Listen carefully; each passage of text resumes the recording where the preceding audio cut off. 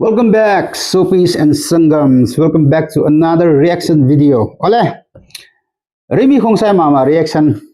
request atamin ama sa khatbeya chu ki idin kiti chu ka bol hin tu chung chu request na bol dung ji wa chu lungel gente kiti chu hin chong hi Rimi la chu alui lang ho hele kilomin night club ya anadin lai la chu hele kilomin chu to apen jong chu ole ipipina ele lungel gente chu ekhom to let's start at review te yes Rimi mama nu me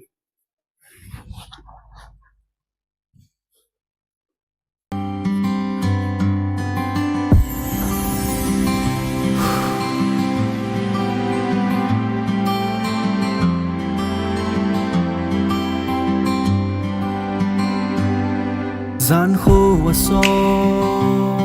sa mắng zal mo lung mo na di hoy bahang lung gel sa pan pi ka ngai lung mo nga chon ka no hi lung gel hi ka he tempo Gel lâu cần ôm hình lạ dấu lâu Ít ta lê lung mô nghìn cơ uống đêm Ít ta lê hi lung gel hình ấy đã ra tê Hi chô cần nô ta xa nà lê Lung xuống lung xin hình gel đã ta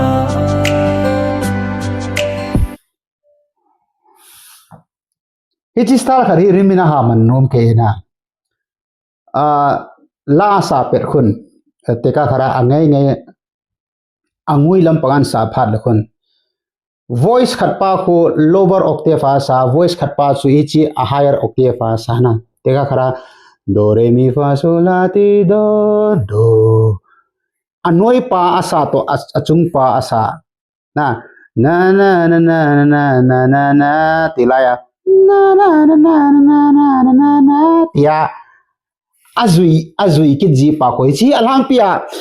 rapper hoina ha bol nom cho chitabang style hi it's very unique ka ti chu hip hop artist hona ha bol nom ke ji cho chi tu jungla chu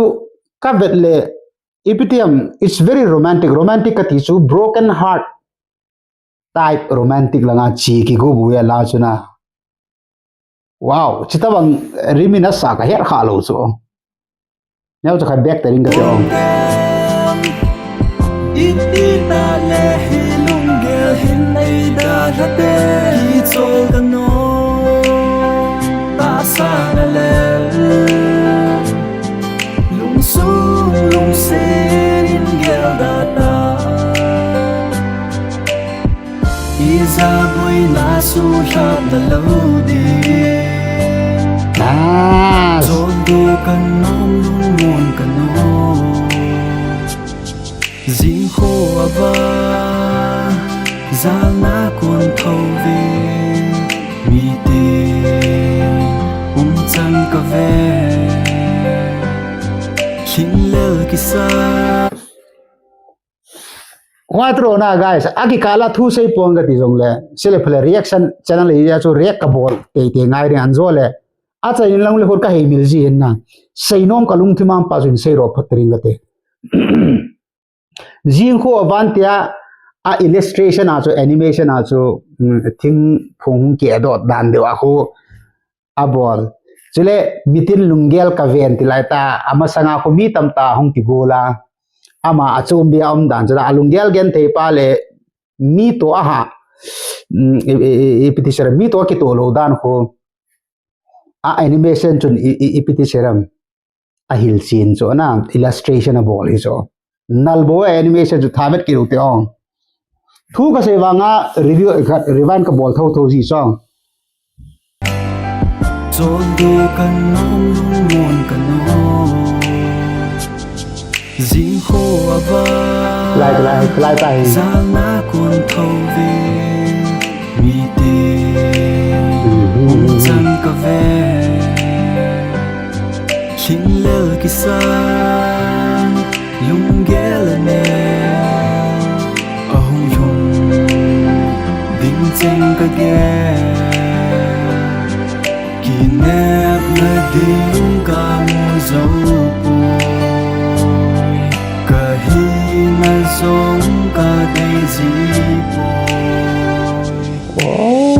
Iti ta lê nung mô nghìn ca uống đêm Iti ta lê hi nung ghê hình ấy đa thà tê Hi chol ka nô Ta sang a lên Lung sung lung xin ghê đa ta Iza boy na su hap na lâu đi Mi tin bon lung ghê ki pa a Ida ke chol do thei lo va ka hi Lung sung ki chol lo Mi tin bang ka no Mi tin bang ka no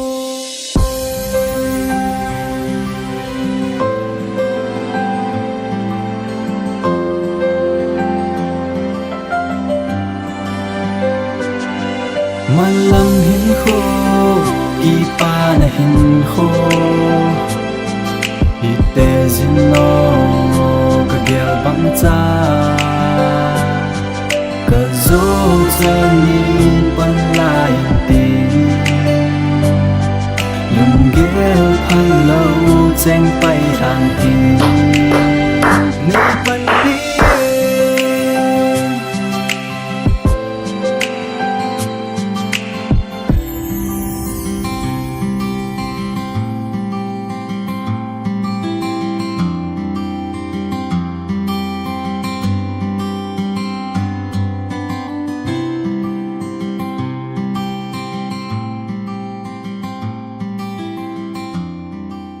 level tam kit na lai dan so na.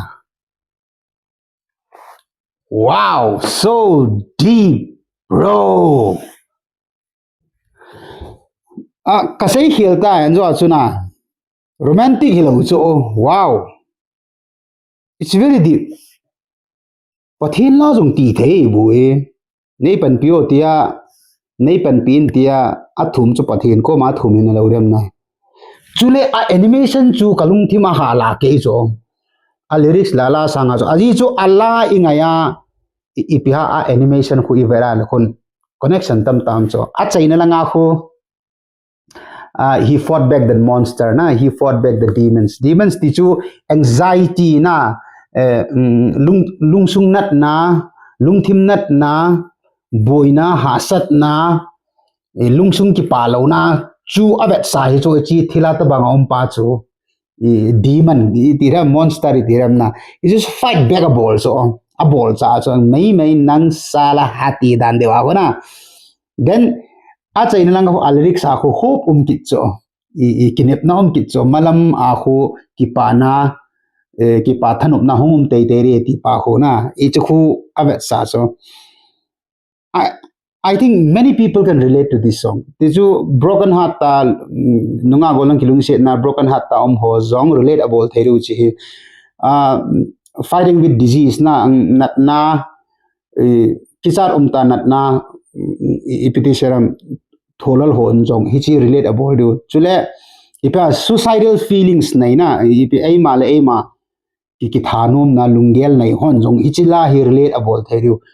and plus nasatar kagero khatsu adi is addiction fight ball lai ta hona drugs ailole zoo addiction to ipia fighting a ball lai ta hon hichila hi nasatar relate a ball thai diu so a chaina chu hichi monster chu hichi devil chu demon chun ipia golang pa chu adan hat chum lo chu akoma wanga chu he has already learned how to live with that. Chalai ta so thanom chain gen thaina ha san na lung ipiha lungthim nat na ki ti chu mi he ma renga chu ki chai ti thei lo so te re hung te it will go on repeating ai wanga ipiti ka we should learn how to live with that. We should learn how to fight them back. Wow. Chule ke chule go thing ke chu itile ba rap an bole tam ta kananga al so rap lo hel chu chlai. Wow, anome anale gil thare. With that, adios.